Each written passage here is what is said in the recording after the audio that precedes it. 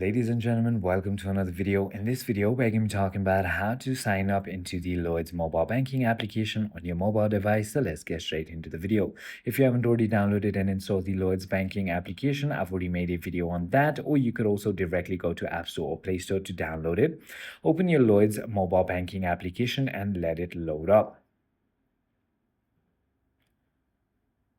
As soon as it is finished authenticating, simply go ahead and click on Let's Get You Logged On. Keep in mind, if you need to already have an account with them to go ahead and register. So click on that and now click on Set Up Internet Banking. All you need to do is simply go ahead and enter your first name, your last name, your email, date of birth, and postcode and click on Next. And it will ask you to go ahead and enter your banking details. They're going to send you a verification code to the email that you provided. When you enter that back into the application, they're going to let you create a password, which will create your account. I hope this video clarifies everything for you. If you have further more queries, feel free to comment down below and I'll see you on the next one.